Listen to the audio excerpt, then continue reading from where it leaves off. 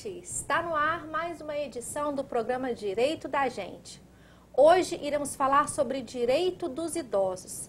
E para isso nós convidamos a doutora Fernanda Elcorabi, que é advogada aqui na comarca de São João del Rei. Boa noite, doutora Fernanda. Boa noite, doutora Leide. É um prazer tê-la aqui. Prazer todo meu.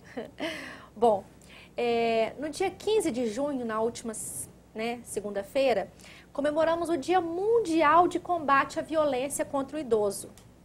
De acordo com o IBGE, hoje no Brasil nós temos 17 milhões e 600 mil idosos. Esse número é maior do que a população de alguns países sul-americanos, como o Chile, o Uruguai e o Paraguai. Por isso, hoje, iremos abordar quais direitos essa grande parcela da população possui. E você aí de casa pode enviar sua pergunta ou sua dúvida para nós.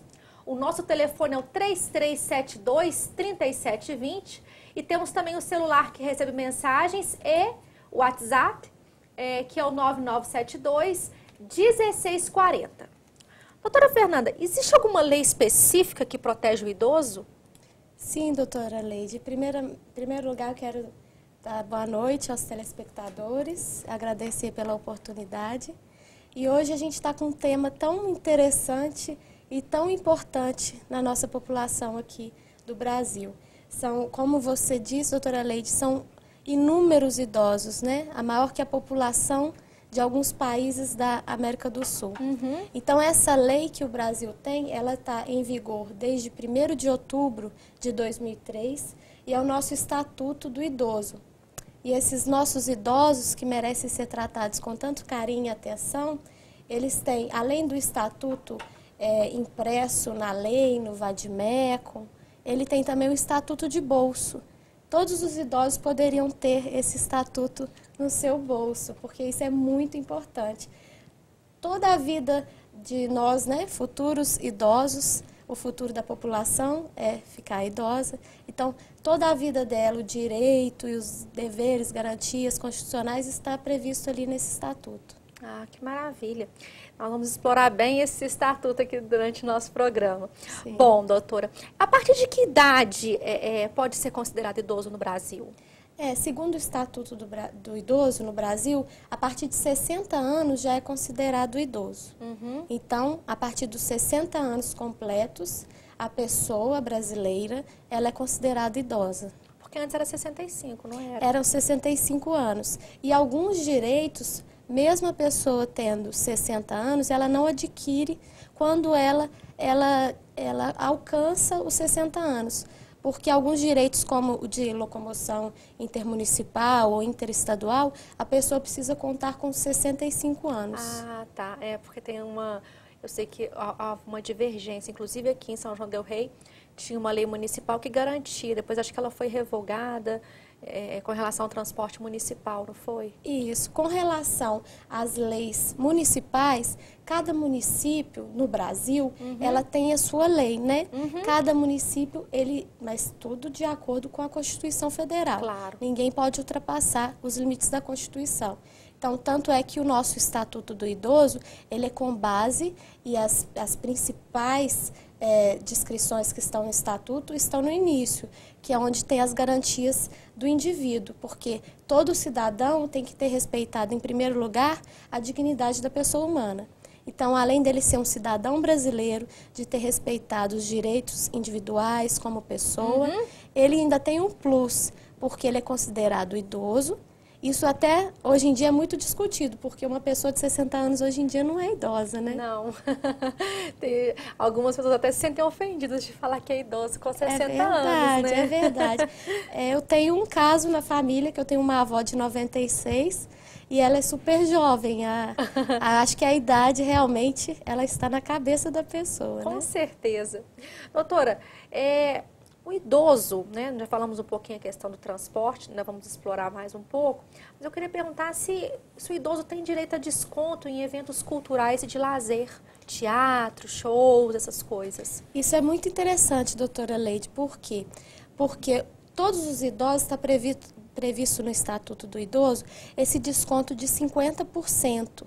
Então, é lei, está na lei e tem que ser observado por todas as pessoas que fizerem algum evento cultural.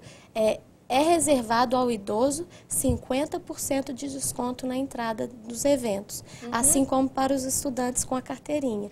O idoso, no caso, tem um plus, porque ele tem a carteira de identidade com foto, e isso já comprova que ele é acima de 60 anos e ele tem esses direitos. Importante, né? São João del Rei tem sido palco de grandes eventos, né? De teatro, o Teatro Municipal tem eu vejo lá direto anúncios de peças, espetáculos, bem como, né, tem os shows que acontecem aí. Então, né, os idosos têm que ficar de olho nessas questões para fazer valer o seu direito de desconto na hora de comprar esse ingresso. É verdade, né? Isso é muito importante. E no caso de concurso público, o idoso tem alguma vantagem na hora de fazer concurso público? Tem, e isso é excelente. Excelente não só em questão da pessoa ser idosa. Excelente porque uma questão num concurso público de desempate é a idade, ou seja, prevalece a idade do mais velho. Vou dar um exemplo para todo mundo bem prático. Nós duas estamos concorrendo. Por mais que nós não sejamos idosas, se a gente tiver a mesma pontuação, a mais velha vai entrar. No caso, seria o primeiro, né, na questão de idade. Eu, Fernanda, concorrendo com um idoso de 60 anos, se ele tiver a mesma pontuação que a minha, esse grau de idade vai ser avaliado. Então, o idoso, ele tem sim uma prerrogativa nesse sentido. Entendi. Doutora, e na hora de comprar a casa própria, o idoso ele tem algum benefício? Tem também. Isso é muito interessante, isso está no Estatuto do Idoso. Todas essas nossas alegações aqui estão em base no Estatuto do Idoso, né? Nos artigos específicos. A situação da casa própria, muita gente não sabe que o idoso tem 3% reservado na aquisição de imóveis.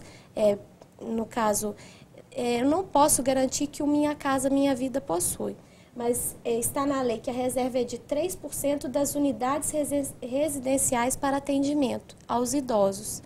Então, vou dar um exemplo prático, né? Bem prático.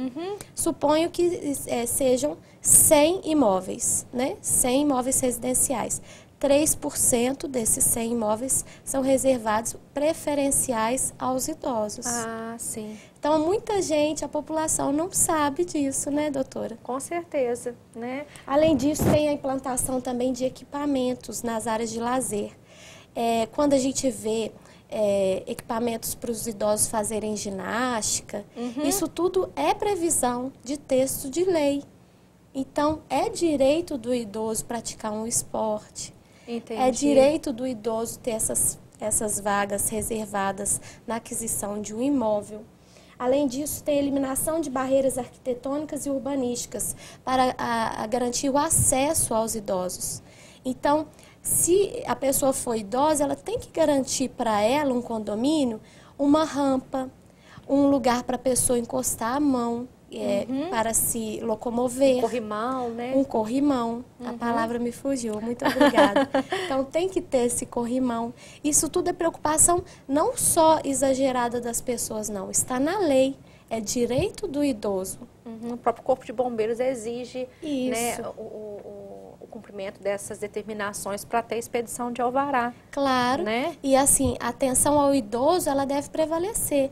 A dignidade da pessoa humana que está na Constituição Federal, um desses aspectos é visto na questão do idoso. O idoso, além dele ter preservado a dignidade da pessoa humana, ele deve ter preservado o quê? As suas condições necessárias para se desenvolver ainda, porque o idoso, ele produz, ele trabalha, ele é inteligente.